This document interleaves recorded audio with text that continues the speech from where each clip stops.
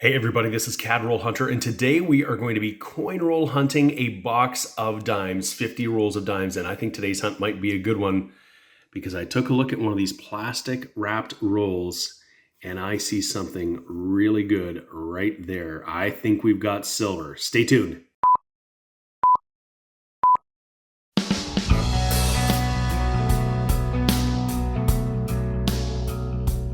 Hey everybody, thanks for joining. This is James and you're watching my channel Roll Hunter, and I've got 50 customer wrapped rolls of dimes, actually 48 because there are 2 bank wrapped rolls, so these might very well be, they could be either brand new uncirculated or they could be alloy recovery program rolls that exclude any of the precious metals. But what I want you to see is we've got a roll here where I can see an edge that I think looks like silver. So we might have something in this box. And these plastic wrapped rolls, I think these might be a Canadian thing. I get a lot of comments from Americans saying they don't ever see these things. So let me know if that's true. If you're an American and you do any coin roll hunting, do you ever see these plastic rollers? They're pretty common here and they're really a pain in the butt. You can see that often when they're rolled up, they don't stay together. And so they have to be taped up. So when I get these rolls, I gotta cut the tape, and sometimes there's 2-3 layers of tape from the last folks who've used it. But I think we're gonna find something in here. We wanna find some oldies and some goodies, not just silver. We're looking for low mint. In our last box, we got some proof dimes. I had never had proof dimes before. So let's get in this box and see what we might find. Hopefully there's more silver. Well, hopefully this is silver. And if it is, hopefully there's more than just this one. Roll number 4, we haven't found anything to this point, but there's a 1968. That's a transition year. They started making them in silver in 68. So we're gonna check it with our magnet. But that one is magnetic and it's nickel. So that's not the silver 1968, the 50% silver. So we're keeping on here. Roll number 5, and we've got our first 2021 Blue Nose under sale. This is the non-color version, but this might be my favorite. Just check out those waves. They're just super cool. Here are a couple of double date commemoratives you can find. They look pretty much identical.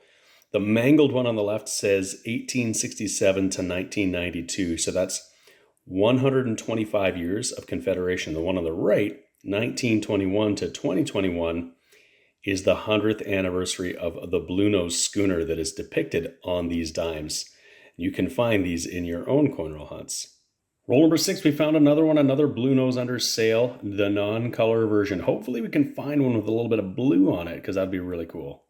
Roll number 7, and we've got our first foreign coin. It's a dime from the United States. It's a 1983, and it's got the D mint mark you can see right above the date, telling us it was minted at the Denver Mint. All right, I just started going through roll number 8 here, and I pulled up the first few coins. There was a 1969, there's one from the 70s, and this pretty nice looking 83. And then as I looked, I think this entire roll is from the 70s and 80s. I don't see any silver, but it looks like they're these older edges. You can sometimes see the coloring's a little bit different. So if these are all from the 60s, late 60s, 70s, and 80s, the ones we want to look for, 1970 is a key date. It's a low mintage. The other one we want to find, there's a 1980 with a narrow 0. I haven't found that one in circulation, but they're out there. And the 1969, if we find it with the large date variety, would be incredibly rare and super valuable and completely unlikely. But you just never know. So I'll pull you in if I find anything good. Of course, if I find any that look like they're in a mint state, I might want to pull them aside too. Well, I'm not too far in here. A couple pretty decent examples. There's a pretty clean looking 1988, and behind it, pretty nice looking 85. They're not completely uncirculated, just maybe AU, just some very small amount of circulation wear, but somebody's rolled these up. I don't know if they rolled them up years ago or if this is part of somebody's collection and they just decided not to keep them. Interesting. So I finished up that roll and they were all late 60s, 70s, 80s. The newest was a 1993. I got them all stacked up and ready to be re-rolled here. But I did hold on to a few that were in nicer shape, an 89, an 87, and an 85. Those were the best of that roll. I just laid down roll number 9. And have a look at that. That I couldn't see it by the edge, against these other coins, but I should have. That looks a lot like silver. We're going to flip it over, and it absolutely is. That's a 1966 80% silver dime. We just paid 10 cents at the bank for this, and it is worth significantly more than that. That is an awesome find in our dimes. Still in roll number 9, and check it out. Look at that. We've got a 2021 Blue Nose under sale with the color water. That's really cool. That's a great roll right there. And in the same roll, just a few coins back, there's his brother right there. Pretty cool. Still in that roll, and we got the third one. That's the double date 2021. And there is a fourth one, a 2021 with the single date, but I haven't found it in circulation. It was only in sets. So that's what I'm always looking out for. What I want to find is one that looks just like that with nothing to the left of the Blue Nose. Just doing an edge check of roll number 12. And we got a couple interesting coins we can look at for sure. One is going to be a US. You can see that copper edge. And this one here, that looks like it could be a toned silver, but it could also be a really dirty coin. So I'm going to flip them down and try not to make a mess. And we'll get in and we'll see what we've got here. Let's see if we can find those edges. And well, we'll start with this guy right here. And that is looking really promising. And that looks to be a 1968. So what we got to do is get our magnet. We'll put it down on the mat here, and we'll see if this is magnetic. It's nickel, and it is. It is not silver, and it totally had us faked out. If you thought that was toned silver like I did, well, it had all of the hallmarks, but that's why you got to check every single one, because sometimes it doesn't look toned, it doesn't look silver, and it might be. Crazy. And somewhere in this mess here is the American that I saw earlier, and it looks like it's a pretty nice condition, 2015 Philadelphia. We'll flip it over, and we'll see that reverse design that's been on these coins since 1946. Same thing with that Roosevelt obverse. Roll 13, our third US dime, a 2007 out of Denver. And I saw another one a little further back here. Back here, let's see what that one is. It's not going to be silver, I can tell you that much. That one is just a 1999p.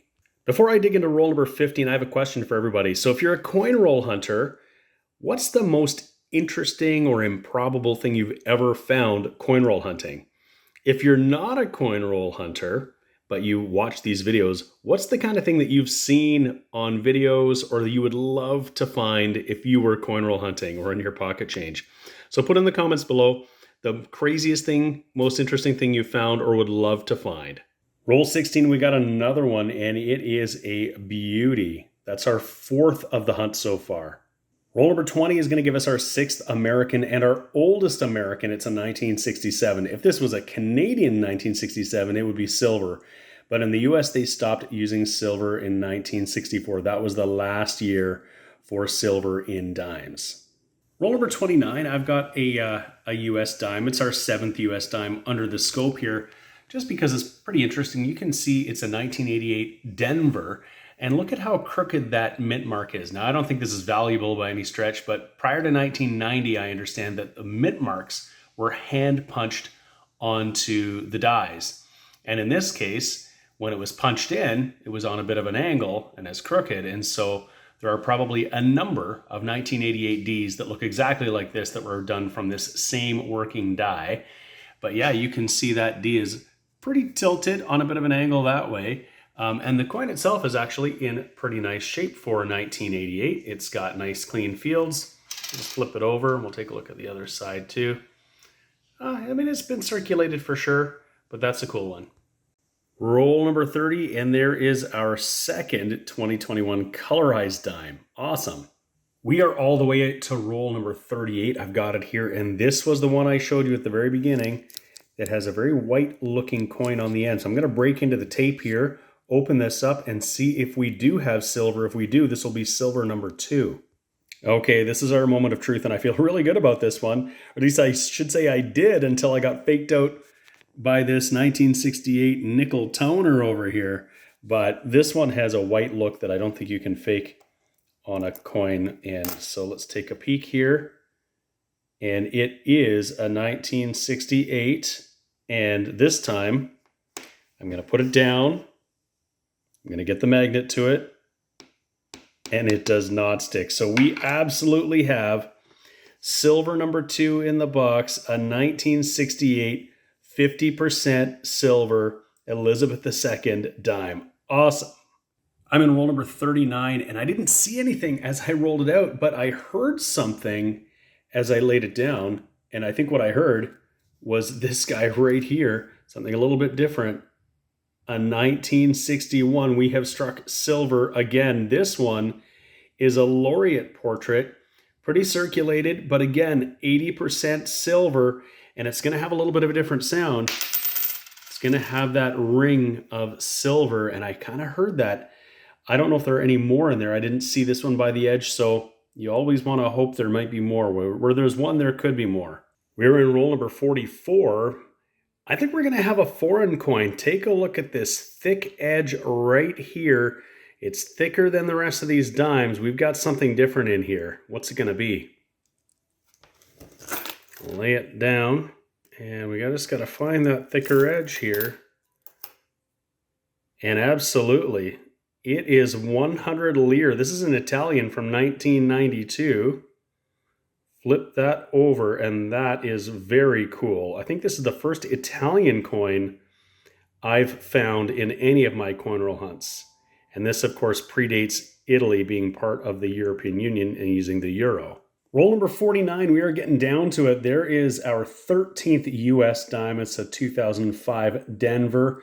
We got the rest of this roll, and then we got one more lone roll in the box.